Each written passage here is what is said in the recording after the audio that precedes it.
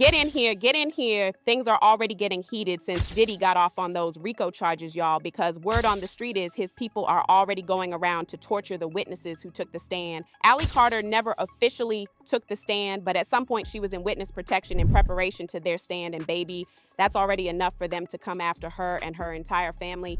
The crazy thing is, this is the same reason she was put in witness protection to begin with, and now that she's out, they are right back to hunting her down like an animal again. Allie made things worse for herself when she jumped on live right after she got out of witness protection and exposed the corruption among the prosecution that led to Diddy getting off those RICO charges. Allie came with receipts and went off on the prosecutors. She called them out for never even mentioning the kids Diddy allegedly messed with, even though she apparently presented them with enough evidence to do so when they approached her. She said she was this close to being called to the stand as a witness, but the moment they realized she was about to spill the tea on what Diddy allegedly did to those children, they snatched her off the list. She also claimed that they removed hundreds of other people who were ready to speak on the nasty stuff they saw Diddy doing to those kids. From what Allie was saying, the prosecutors seem to have only been interested in exposing Diddy's freak-offs and not the actual crimes, because that would lead to other people in the industry getting incriminated, which is exactly what they don't want,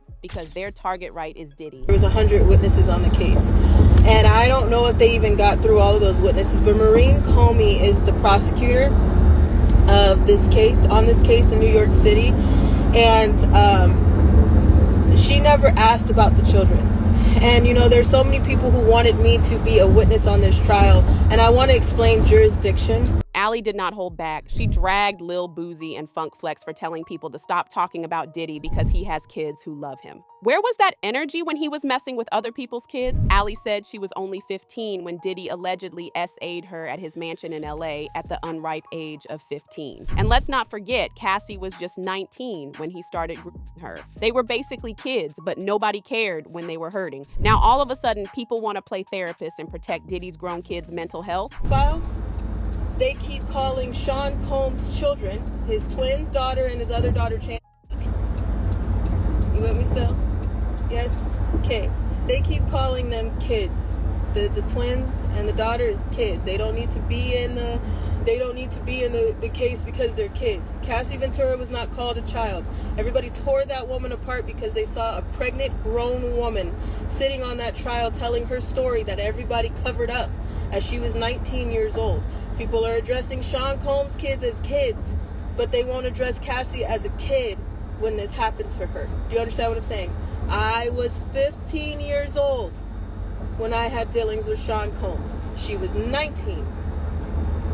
You get me? Okay? We're not talking about the other children that were on this case. Now, as you guys are seeing, I told you, the justice system is rigged. I don't know how many ways people need to say that, see it for themselves, research it, dig on it, and not understand that the justice system is rigged. And we've been saying that since the beginning. We went through court cases. We went through private investigators. This is how we have the insurance and the documents and the things and the receipts that we have, because we have been through this so many times before, where the victim is the one who gets the most hell and the predators walk. The amount of people that you've seen, I want you to stop and think about how many people were enabling this case and how many times. She flat out accused the prosecutors of helping Diddy skate right out of those charges. According to her, this whole thing was never about justice. It was a humiliation ritual to embarrass him in public, then sweep it all under the rug. She also claims the feds knew about Diddy's dirty behavior since the early 2000s. But they sat back and let it slide until Cassie blew the whistle. And once she did, they got exposed for not doing their jobs, so they had to scramble and act like they cared to save face. But that ain't all. Allie said a lot of people were in on it, and everybody kept their mouths shut because they were getting paid. She said hotel staff were out here cleaning up after those nasty Lil freak-offs, hotel managers were deleting footage, bodyguards were out here blowing up cars and kidnapping folks, and even the DA acted until oblivious till those lawsuits started flying. The FBI covered it up for how long? This case was back in 2000, early 2000, right? So let's talk about who's guilty here. The DOJ released a video that at first everybody said they couldn't find a video of Cassie Ventura being. They couldn't find it. It didn't exist. You saw one clip, and then you saw DOJ release another clip to the news. So the DOJ had that clip to begin with. So the people who are telling you that they don't have the Epstein file, they're full of shit. What other way do you want me to explain that? They're lying to you. The ones that are telling you, Pam Bondi, that she only had a little bit, it is bullshit. I bullshit. Because they told you the same thing, and now you're seeing it with the Sean Combs case. They told you they just had a little bit of a video, and then it got released. That's on the DOJ. They lied to you. They told you that nothing happened, that this man, Sean Combs, was just this rap mogul that everybody loved. No, he couldn't have hurt nobody. He couldn't have did anything. And then all this stuff came out. Well, he did that. But yeah, he couldn't have did anything else. And then something else came out. Okay, well, maybe he did that too. But he couldn't have did anything else. And then something else comes out. How many people did you hear say, I left a party early? I knew about the abuse. I knew about children being there. I knew about him the hell out of females. I knew about the parties going on with multiple people, so it wasn't just Sean Combs. I knew about all of that, but I left early. So guilty. How many people did you hear say about Cassie Ventura that I knew that she was being abused? I knew that she was wrong. I knew what he was doing, but I'm just now speaking about it. Guilty. Coward. How many maids did it take to clean up a penthouse suite? Know that there was blood and glass everywhere, but they kept their mouth shut because they got paid. Guilty. So we're not talking, let's go back down to the bottom. The hotel manager that you guys never seen his face at first of this hotel, he heard the beat. He heard the screaming. He knew what was going on. He knew that Sean Combs was in there. He knew that he had other girls with him. He knew what was going on. He had the footage. He talked to the security. That hotel manager is who took that footage from the security and said, okay, hand me some money or help me be quiet. I'm going to shut the hell up. You did not hear anything from that hotel manager until now. But they told you, that hotel manager, if you would have went back then, they would have told you, no, we don't know anything. Cover up. Guilty. The security that were on shift that night, that knew about this footage, that knew he dragged her down the hallway, that knew he kicked her in the back and all over the place. The hotel security that knew about that, they looked away. They got paid off. Guilty.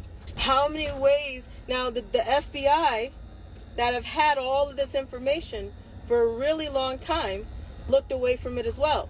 Guilty. How many times do you need to see that the FBI is guilty? Allie said she damn near lost her mind when she found out Diddy was getting off the RICO charges. She said she's been trying to heal, trying to move on from the trauma of what he did to her. And just when she thought she was finally putting it behind her, here comes this case blowing up all over again and her getting dragged right back into the mess. And baby, when she found out he might not even be facing real consequences, it broke her even more. But can we really blame her? She went through all that pain, carried it for years, and just when she finally saw hope, Diddy somehow managed to beat the system again. Now, prior to Allie almost getting out on the stand, she was already a target, so getting targeted now isn't new to her. She even went on live at the time to show us a video of what her house looked like after the goons broke it into it, and it looked really bad, y'all. Luckily for her, she wasn't home when they came, so they weren't able to attack her. However, they definitely left a mess for her to know they were there. You get pressured, attacked, stalked, and hunted down for your own information. You get abused and re-victimized again by people who wanted to argue a back and forth this week like that fucking mattered. Okay, you had Stu Peters and Timothy Charles Homestead going back and forth, and nobody has even bothered. Not that I give a damn, and not that I understand that you guys are gonna be that selfish, but nobody has bothered to apologize for all the hell that has happened. But you guys were arguing back and forth, and in that meantime, we lost our home. You don't believe me? Here you go. What once was a full house, we were still paying rent on our house. What we were doing this whole time was moving everything because our house is gone. Our house is gone. This is the speaking out. What was our beautiful 3-bedroom acre home on 21225 Standing Rock Avenue, because everybody has the address, because organizations that were attached to Marx, Sawyer, and many other organizations decided to put out the address, my license plate to one of my cars, and many other of my So here you go. You can have it, right? Because this is what happens when you speak out. This is what happens when you tell all the truth. This is what happens when you decided to stand up for the children, and when you understand that survivors don't just get to do a seminar, and when you understand that survivors don't just get to just be and show up somewhere and talk and monetize everything that they're saying. When you realize that that's bullshit, then you will understand. Look at the tactics and pay attention. Pay attention. I'm still not asking you for a damn thing but to wake up. I'm not asking you for a damn thing but just to get outside. I don't give a damn about money, numbers on my platforms. You can have all of it. You took everything. The only thing that I give a shit about right now is the fact that there is a baby in the way. There's babies in the way. There are people that I love that I can't get out of the way.